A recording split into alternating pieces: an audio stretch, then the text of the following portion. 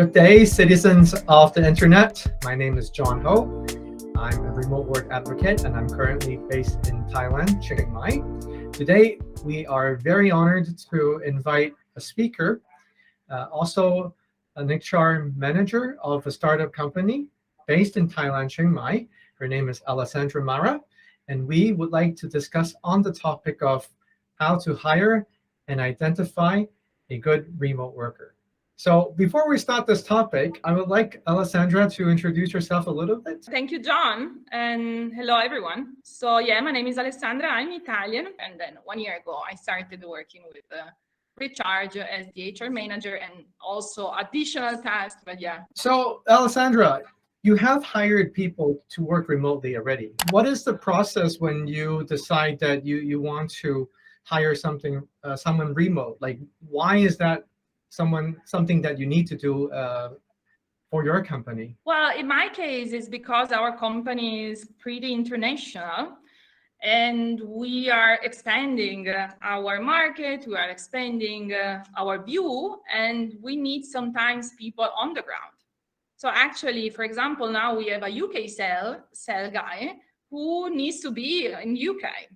And actually, we were looking for someone who was there with already experience in sales. And this is, of course, mandatory when you have a new market that you want to grow and expand. You need someone who is there and can be your eye on the ground. How easy or how difficult it is to find the right person that you have to kind of manage through the internet and remotely? The key of the answer is already in your question. Like, there is no perfect recipe or like perfect golden rules that you can follow. Sometimes you can also rely on your friends or colleagues that they have someone they know. And so with referral can be easier. There is anything easy when it's about people, because human beings, they're all different, and you need like to use your gut feeling to understand someone who can like be in touch with you only via video call or via phone. So nothing is easy when you're dealing with people, but I found most of my remote employees through referrals. And when I'm not able to have referrals, because this is a lucky option, you don't have it all the time, I try to put out a job offer, the more detailed as possible. And I have this conversation via video, and I follow my experience, my gut feeling, and I try also like to get a personal contact with this applicant, the way like we can really find a way to understand each other, understand our needs, and if we are on the same page, then we can proceed. What are the main qualities to look for when you hire a remote worker? Reliability is very important, because when you work from remote, or even in different time zones, like in my case, because I'm in Thailand, I have colleagues in Europe, I have colleagues in the USA. You are not always on the same time zone, but reliability is very important. So you need a person that is responsive, that is there. So one thing that I immediately asked to someone that I hired from remote is to connect through any kind of messaging app. We use a Signal, but it can be WhatsApp or whatever, because I want to, mostly at the beginning of the relationship, the working relationship, I want to be sure that we are connected anytime.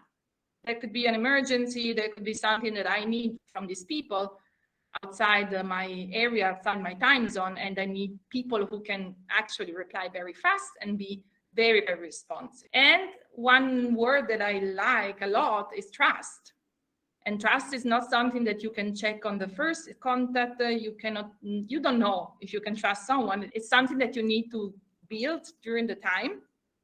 And when I trust my people, and I'm very lucky because I trust all of my colleagues, then you don't need to be like so on top of them. You don't need to check on them, because you know they will do their job, because there is this relationship based on trust, and you are following a mission all together. So I like target-driven and reliable person. Reliability and trustworthiness. And so how do you test this? How do you know, or what are the things you would do to make sure that this person is reliable before or even after you hire them? Well, before hire them is not that easy, Because of course, when you ask a direct question, oh, how reliable you are, they will of course say, oh, super reliable. I will answer you even 4 a.m. in the morning. You have to follow your instinct. And the way I do that is trying to go very into a personal space when I have the first interview and try to understand the attitude of this person. Sometimes, if you are lucky, you can also have some reference from previous employers. So you can maybe ask, okay, can I have a contact from your previous company or the company that you did the last project for? And maybe you can also collect information.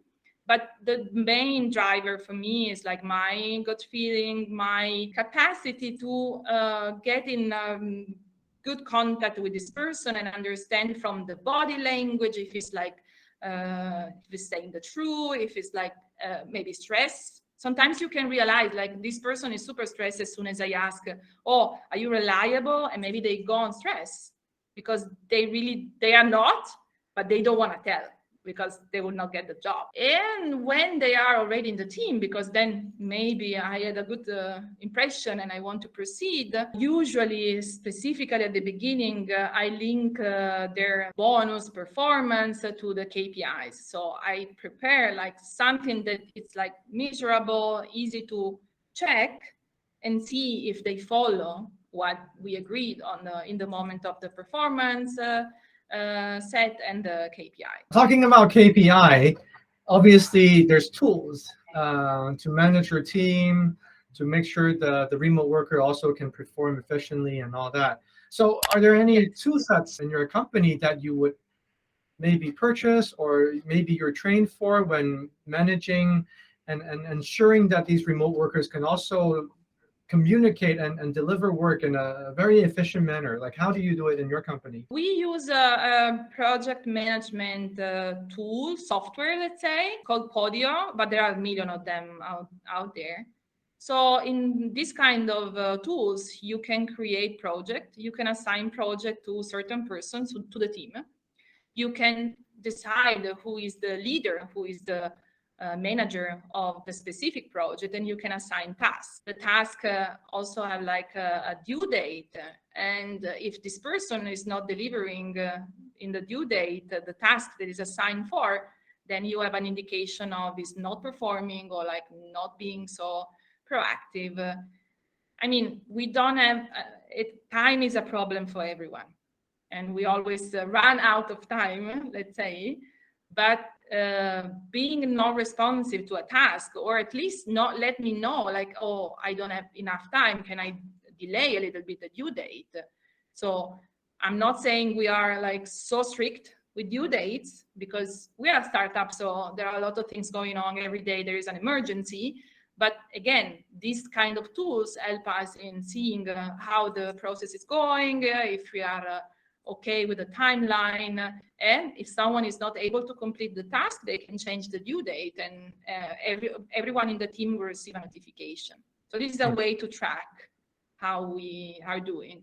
Then, of course, we use normal tools like spreadsheets and emails, of course. I think when you have an international team with people all around the world, like us, you need a project management tool. This is very interesting for me because I feel like remote workers have a sort of adaptability, like they can adapt to regardless of location and time zones, and just performing well online. Do you think a company should train people that they value so that they also can transition to this remote work kind of condition? Or as an HR manager, do you prefer someone who already knows how to do it, because maybe they're younger, maybe they're a little bit more tech savvy, and just get onto the more important, the actual working part? Based on my experience, when you hire someone either in house or from remote, you are kind of making a bet,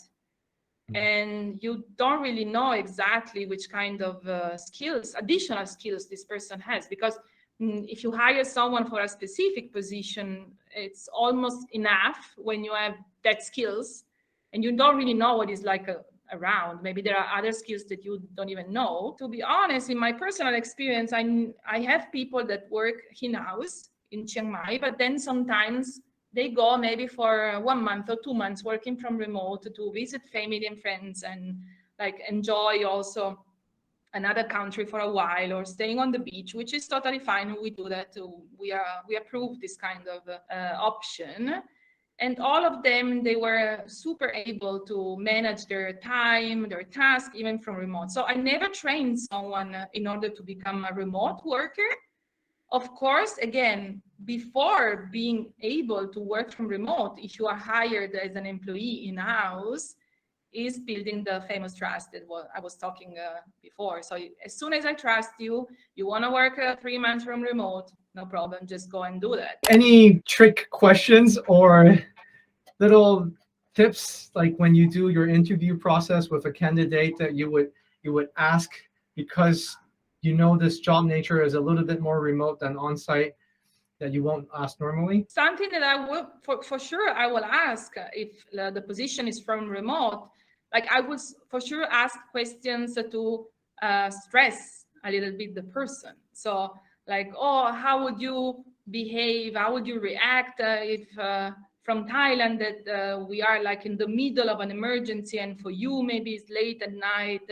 How would you react? Would you be responsive? Would you like switch off your phone? And if you go, maybe like if you are like taking off, but we need you for something very urgently, would you be available to maybe dedicate 2 hours to work? Like putting the person on a stressful situation can be a way to understand, again, the body language, the reaction, the first reaction. And then I always ask for weaknesses. And this makes them very in a big difficult situation, because nobody knows how to reply when I ask, what is your weakness? So it's also a way to challenge them and to understand, like, they are very motivated if they want to join, or if they are like just looking for something and not really interested in you. And another thing that is important when you have the first contact with a new applicant is to ask them, okay, so what do you know about us? If they had researched, if they had done some like research about the company, that means that they are motivated. If they say like, oh, I don't know, I never heard about you, can you tell me more? Yeah, usually I don't like people that don't go into the, you know, the information about the company they are applying for. Yeah, that makes sense. And if someone were to say they have no weakness, that's probably not a good answer as well, right? No. You know, the first reaction is like, I never thought about it, because usually when you're going to have an interview, you think, okay, my strengths are this and that, I'm perfect for this job, but nobody thinks like, oh, what are my weaknesses? And normally weaknesses, when I ask this question, the answer is like something which is not really a weakness, but that sometimes can be like, oh, I'm too perfectionist. Yeah, but if you are perfectionist, it's not a weakness. It's actually something good, because we want like people with attention for details and so on. Or maybe dedicate too much time to myself because I'm too into work. It's not a weakness. So yeah, it's a way to put them in a difficult situation. Those answers sounds like you can Google in the internet and search how to answer these, Yes. trick questions to the HR manager. Yes, indeed, yes. Cool. Okay, that's great. And so I guess just to wrap things up, I want to see if there's any more tips or insights that you can kind of share to conclude this session about identifying someone. And nothing is guaranteed, obviously, but if there's a safer way to hire someone that this is a reliable and trustworthy remote worker. A lot is based on the experience. And for being an HR, it requires a lot of empathy. So you need to get in real touch, in real contact with the person, even if you cannot, because it's like on a screen and not like face to face. So it takes time to build up this kind of experience, this kind of way to understand someone from a screen and not from direct contact and direct relation. But with time, you really have this feeling that comes from your gut, and it says like, oh, this person can be reliable. Then of course you don't know for sure, but the feeling that you have will guide you. And again, it's very difficult dealing with human beings. Human beings are so different, so culture are different. It's not only a human being. Like a person coming from Spain will be completely different from a person coming from India or from USA.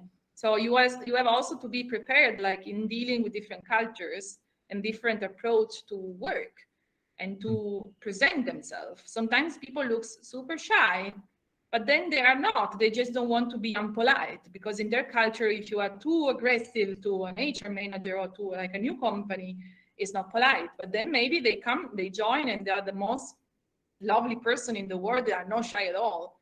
So everything comes with the experience, and I always follow my sixth sense. Thank you so much, Alessandra. I feel like this is a short but a good session just to know like the basics of recruiting, remote work. I wish we can have more time and we can go deeper in different topics about remote work. But in the future, what I would like to do is to also find different speakers to talk on different aspects of remote work.